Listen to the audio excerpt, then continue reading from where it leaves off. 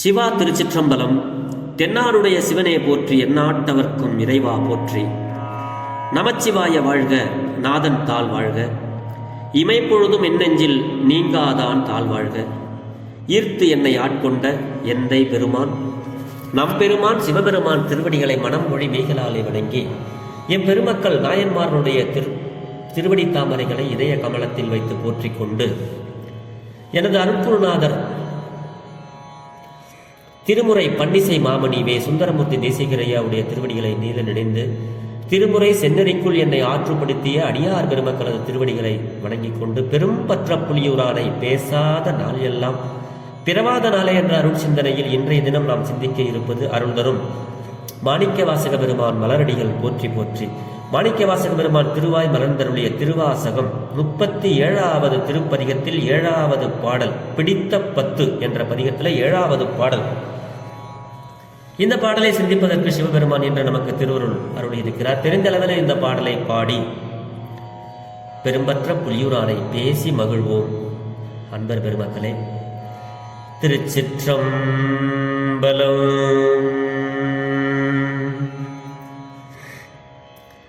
அரபையன் மனமே கோயிலா கொண்டு என் அளவில ஆனந்தம் அருளி. அரபையன் மனமே கோயிலாய் கொண்டளவில ஆனந்தம் அருளி. பிறவி வேறறுத்து என் கூடி முழுதாண்ட பிஞகா பெரியயம் பொருளே. திரவிலே கண்ட காட்சியே அடியேன் செல்வமே சிவபெருமானே. திரவிலே கண்ட காட்சியே அடியேன் செல்வமே சிவபெருமானே. இரவிலே உன்னை சிக்கன பிடித்தேன் எங்கெழுந்து அருளுவதினியே. இரவிலே உன்னை சிக்கன பிடித்தேன் எங்கெழுந்து அருளுவதினியே. எங்கெழுந்து அருளுவது இனியே. திருச்சிற்றம்பலம். அரவையேன் மனமே கோயிலாய் கொண்டு அளவிலா ஆனந்தம் அருளி. சிவபெருமான நம்ம முதல்ல சிக்கன பிடிக்கணும். அப்படி பிடித்தால்தான் நம்மளுடைய ஆதரவு அற்றவனாகிய நம்மளுடைய மனத்துக்குள்ளே பெருமான் வந்து குடியிருப்பார். நினைப்பவர் மனம் கோயிலாய் கொண்ட சிவபெருமான் நமக்கு ஆதரவு அற்றவனாகிய எனக்கு என்னுடைய மனதையே கோயிலாக கொண்டு எழுந்தருடைய சிவபெருமானே, என்னுடைய செல்வமே, என்னுடைய பரம்பொருளே அப்படின்னு மாணிக்க வாசக பெருந்தகையார்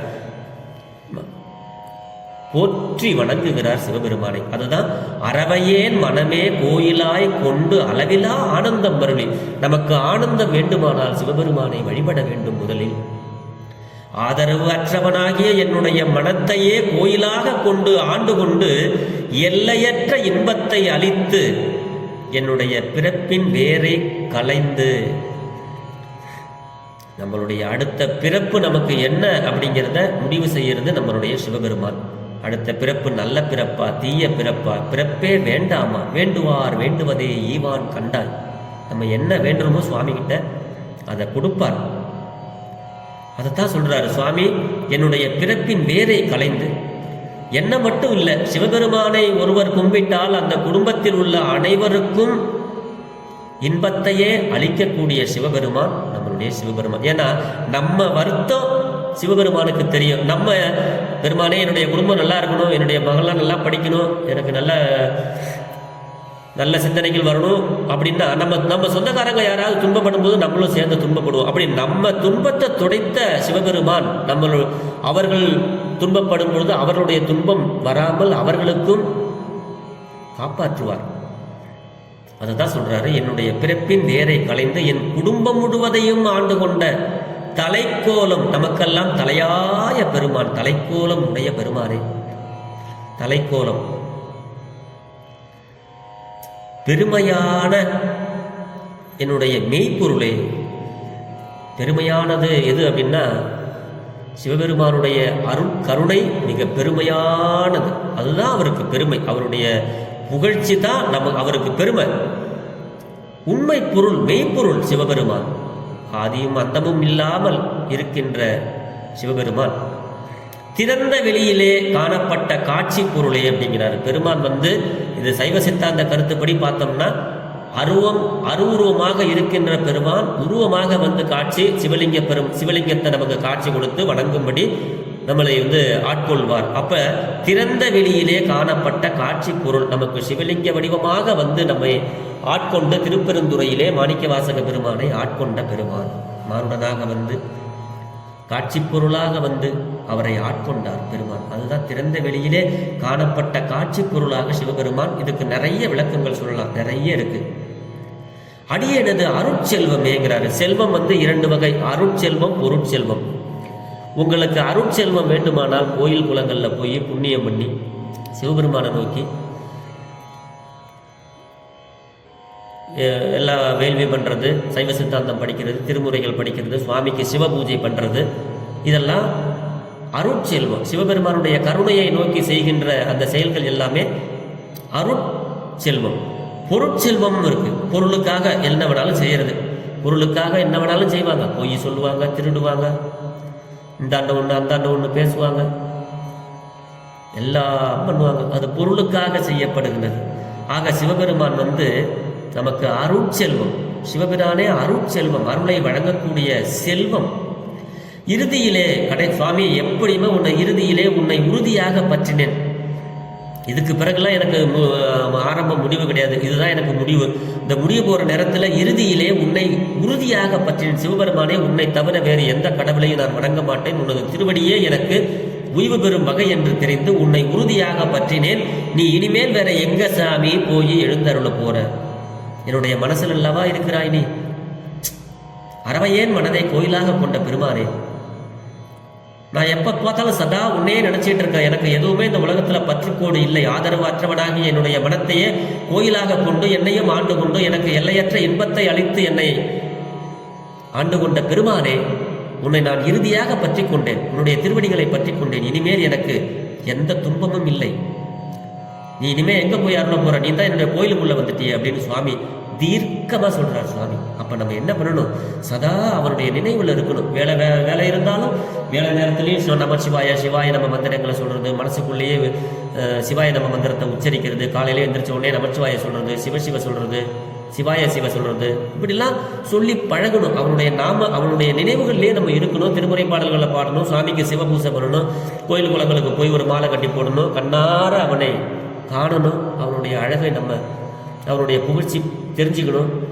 இதுதான் நம்ம இந்த பிறவி நமக்கு எடுத்ததனுடைய பயன் என்ன அப்படிங்கிறத சிந்திக்கணும். ஆடு மாடுகளை போல நம்மளும் பிறந்தோம், வளர்ந்தோம், குழந்தை குட்டிகளை பெற்றோம், புள்ளிகளை படிக்க வச்சோம், வீட்டை கட்டினோம், வாசலை கட்டினோம், பணத்தை சேர்த்து வச்சோம், செத்து போயிட்டோம். இது பிறப்பு.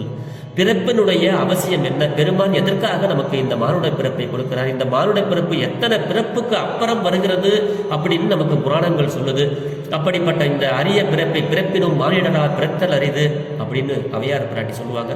அவங்கெல்லாம் இறைவனுடைய அருளை பெற்ற இறை தூதர்கள். அவர்கள் சொல்லுகின்ற இந்த மானுட பிறப்பு எதற்காக என்பதை அவர்கள் ஆங்காங்கே நமக்கு சுட்டிக்காட்டி கொண்டிருக்கிறார்கள். அதையெல்லாம் படித்து அதன்படியாக நால்வர் பெருமக்கள் காட்டிய நல்வழியில் நடந்து வாழ்வில் நலம் பல பெற்று பலமோடு வாழ்வோம் என்று சொல்லி பெரும்பற்ற புலியூரானை பேசாத நாளெல்லாம் பிறவா நாளை என்ற அருட்சிந்தனையை நிறைவு செய்கிறேன். ஜெர்மனியில் இருந்து சிவபாலா. குறைவில்லாத உயிர்கள் வாழ்க, மேன்மைக்குள் சைவ நீதி விளங்குக உலகமெல்லாம். அளவாய் சிவனடியே சிந்திக்க பெற்றேன் நானே, இன்பமே என்னாலும் துன்பமில்லை. ஆழ்க தீயது எல்லாம் அரண்நாமமே சூழ்க, வையகமும் துயர்ந்தீர்கவே. வாழ்க சீர் அடியாரெல்லாம். சிவா திருச்சிற்றம்பலம்.